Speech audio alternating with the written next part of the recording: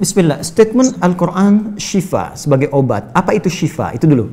Ya, apa itu syifa? Saya ingin selalu bergerak dengan pemahaman yang jelas. Ada apa namanya? Ontologi, epistemologi, dan aksiologi. Kita arahkan ke dasarnya dulu, ontologinya. Quran surah ke-17 Al-Isra. Ya, di ayat yang ke-82. Allah memberikan statement tentang syifa di situ. Ya, paling kiri agak ke tengah sedikit.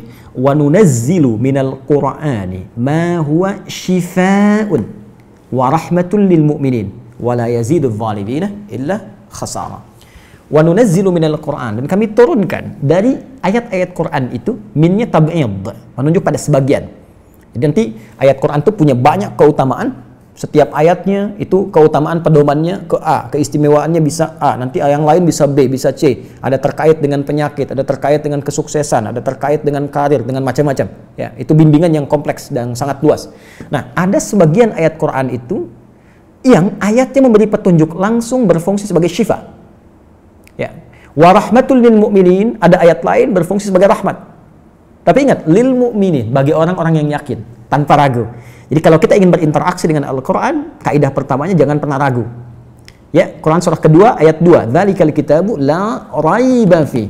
Semua isi Al-Quran akan jadi petunjuk hudan lil muttaqin, bagi orang takwa, syaratnya la raiba fi. Jangan ragukan sedikit pun. Anda ragu, Anda tidak mendapat manfaatnya. Oke, sekarang kita kembali. Apa itu syifa? Syifa sering diterjemahkan dengan obat.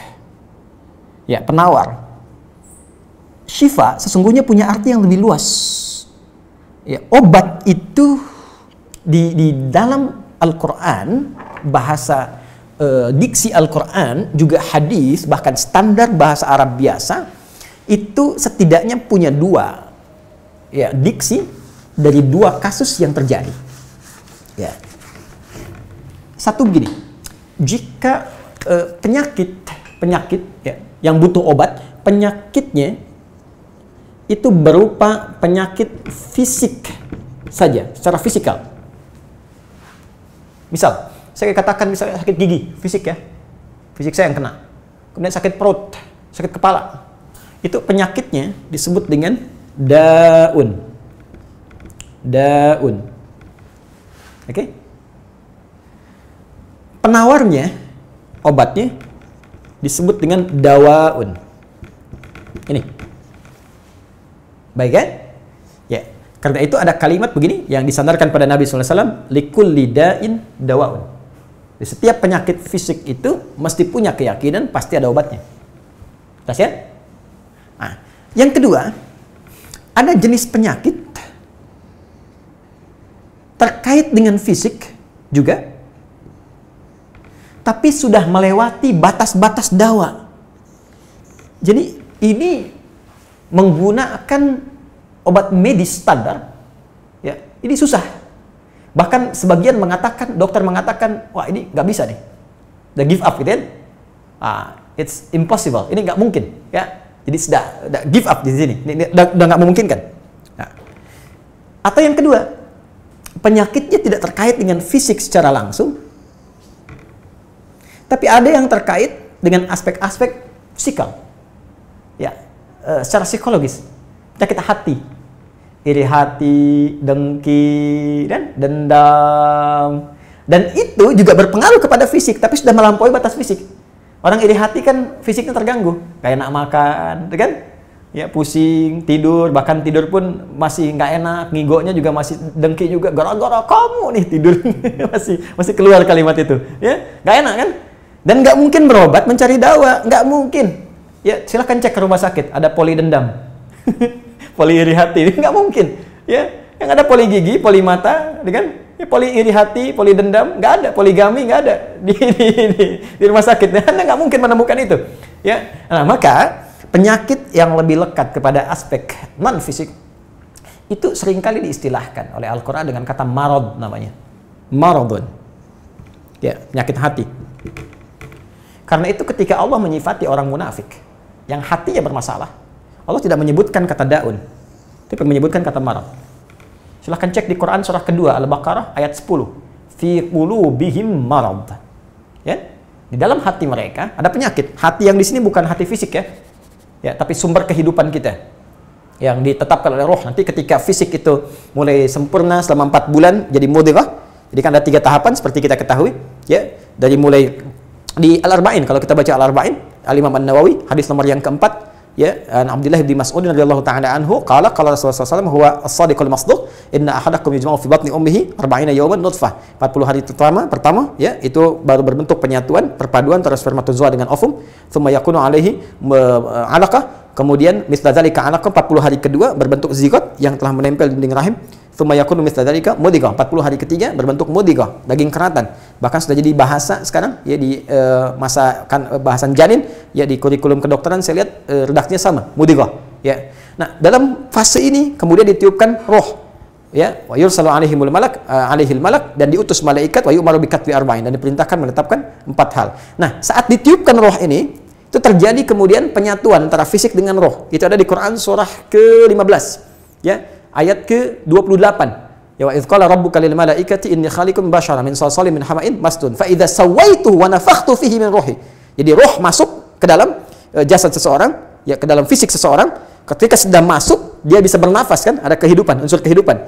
Karena itu nafas terambil dari bahasa Al-Qur'an. Jadi begitu kemudian sudah masuk roh ke dalam jiwa, menjadi nafas namanya, berubah dari roh jadi nafas. Ya, maka dia membawa 2 potensi. Ya, ada fujur, ada takwa. Di Quran surah 91 ayat 7 sampai 10. Wa nafsi wa ma sawwaha fa alhamaha fujuraha wa taqwaha. Jelas, ya? Maka wa nafsi wa ma sawwaha, jika roh sudah masuk ke dalam jiwa jadi nafas, dan disitulah manusia bisa bernafas. Tapi jangan lupa dia membawa 2 potensi. Ada potensi kebaikan, takwa, ada katalis kebaikan. Saya tidak mengatakan yang buruk. Itu katalisnya. Jadi lawannya langsung. Yaitu jujur lawannya dusta. Ya, marah lawannya sabar. Yang sabar itu takwa, jujur itu takwa. Yang marah, yang sombong, yang bohong, itu namanya fujur, itu katalisnya. Di Allah menciptakan sifat marah bukan ingin membuat Anda pemarah, tapi ingin kemudian memacu supaya yang sabarnya muncul. Sebab kalau nggak ada marah, bagaimana bisa ada sabar? Itu cara membacanya. Nah, di sini terjadi pergolakan. Ya, apa kaitannya dengan ini? Orang-orang yang tidak bisa mengendalikan sifat takwanya dan tidak menjadikan sifat fujurnya sebagai katalis, tapi diikuti menjadi dominan, maka jadi penyakit di hatinya. Itu yang disebutkan dengan marad namanya. Ya, itulah yang memunculkan penyakit ria, pamer, gitu kan?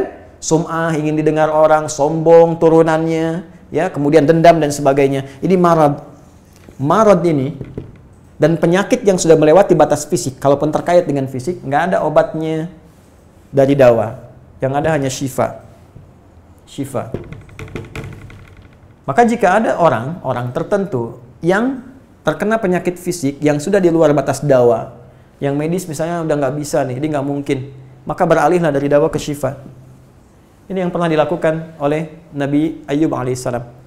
Ketika diuji dengan penyakit, Allah contohkan langsung supaya kita bisa meniru. Bukankah ayat ini turun ketika Nabi diuji dengan penyakit? Ya, supaya memohon kepada Allah. Jadi kan Nabi Ayub kan divonis dengan penyakit yang tidak pernah diderita oleh orang sebelum beliau, tidak akan dirasakan oleh orang setelahnya.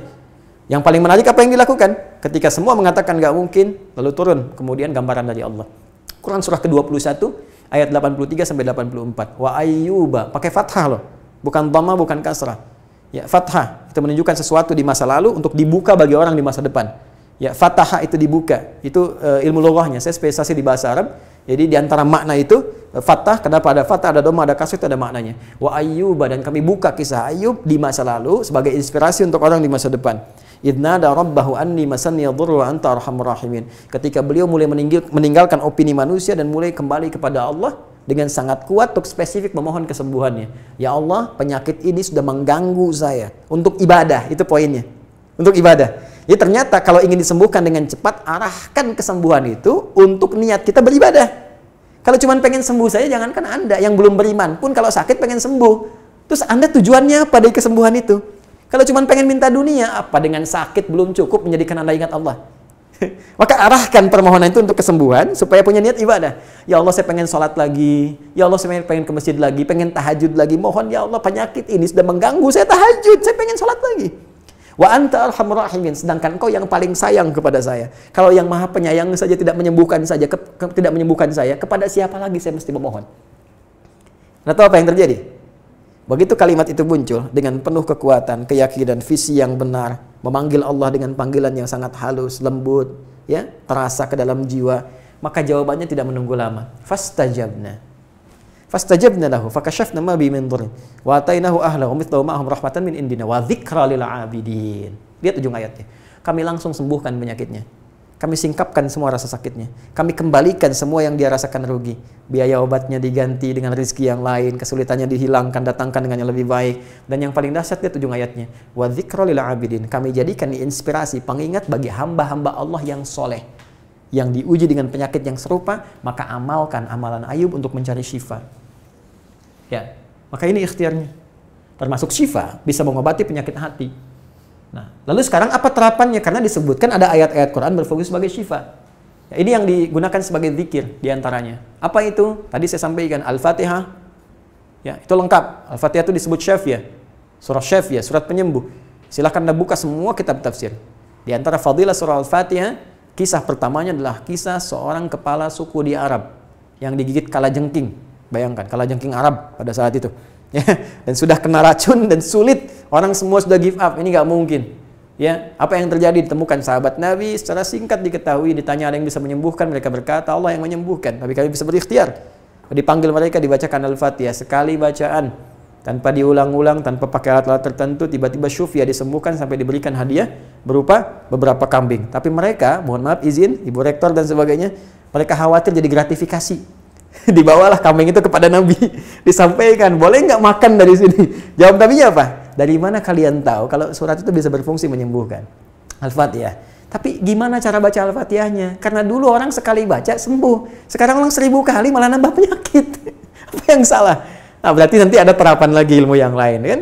Nanti ada surah ke-26, Asy-Syu'ara ayat 80 itu zikirnya Nabi Ibrahim.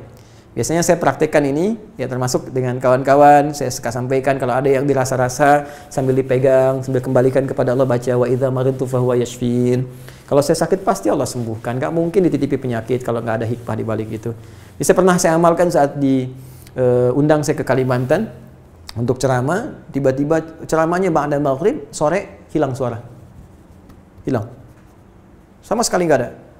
Ya begitu salat, ya kita sama amalkan tadi dengan penuh keyakinan, minta ikhtiar juga pakai fresh care gini, tapi kita minta ya Allah, ya wa idza maridtu fahuwa yashfin, kalau saya sakit pasti Allah sembuhkan. Nggak mungkin ditugaskan kalau Allah nggak berikan perangkatnya, pasti diberikan. Nah, tahu apa yang terjadi? Begitu ngimamin maghrib, suara keluar, serak-serak basah. Begitu tausiah, keluar sempurna. Ba'da isya nyambung, keluar sempurna. Habis ceramah, hilang lagi suara. Hilang lagi suaranya, supaya disuruh istirahat, gak banyak nanya orang gitu kan. Tapi itu menarik. Dan puncaknya tadi, Quran surah ke-21 ayat 83 sampai dengan 84. Tergantung kasusnya. Kalau di kasusnya misalnya kasus mohon maaf ya terkait dengan kehamilan, nanti ada lagi yang lain ayat-ayatnya ya. Misal di Quran surah ketiga ayat 38 sampai 39, nanti di Quran surah ke-19 menjelang persalinan dari ayat ke-25 sampai dengan ayat ke-26, nanti di Quran pas kalau sudah berkembang janinnya, ada di Quran surah ke-7 misalnya ayat 189 dengan doanya dan turunan lainnya. Bahkan bisa diamati teman-teman yang di SPOG misalnya, atau di kebidanan, ada nanti ayat-ayat spesifik, Quran surah ke-22 ayat yang kelima, ya ada di Quran surah ke-23 Al-Mu'minunnya, ya ayat 11 sampai 13 itu lengkap sekali. Kita bisa gali sampai ke situ. Itu yang kita maksudkan syifa. Jadi keluarkan ayat-ayatnya, tapi bukan sekedar dibaca, dalami isinya. Sehingga paham apa yang harus dilakukan. Karena di sini nanti ada konsep ikhtiar juga. Ikhtiarnya bagaimana, ya secara medisnya seperti apa, dan pertolongan kepada Allahnya bagaimana. Terakhir Nabi pernah datangi seseorang, dia minta disembuhkan. Ya Allah, ya Rasulullah, si fulan sakit, tolong sembuhkan. Kata Nabi, idhab ila tabib, pergi ke dokter. Kata orang ini, Anda kan Nabi, tinggal berdoa disembuhkan. Jawab Nabi sangat elegan. Pertanyaan orang ini bagus, Anda Nabi, berdoa dikabulkan, pasti. Tapi jawab Nabi sungguh elegan. Kata Nabi, kesembuhan itu dititipkan di tangan para dokter. Jadi Nabi ingin memberikan satu isyarat, Anda tetap ikhtiar. Karena tidak selamanya Nabi akan hidup. Ya, karena itu dokter-dokter mesti belajar. Saya menambahkan dokter-dokter yang bisa belajar dari Quran juga. Saya mengharapkan nanti ada dokter mata yang hafal, ya, misalnya ayat-ayat tentang doa, ayat tentang mata, ya, riset tentang ayat-ayat mata, hadis-hadisnya apa, sehingga Anda bisa menerapkan resep-resep yang indah. Ya, waduh, kenapa nih dok, mata saya nih nggak bisa dikontrol nih, sakit. Kenapa? Saya kalau ngelihat tetangga beli kulkas sakit, kan nggak bisa dikasih obat tuh ya. Anda bisa kasih resep Quran surat sekian, ayat sekian, ayat sekian. Nah, itu yang banyak kejadian sekarang. Ya, orang matanya sehat tapi tidak bisa membedakan mana milik dia, mana milik orang lain. Demikian juga dengan yang lainnya. Itulah syifa. Wallahu ta'ala a'lam bishawab.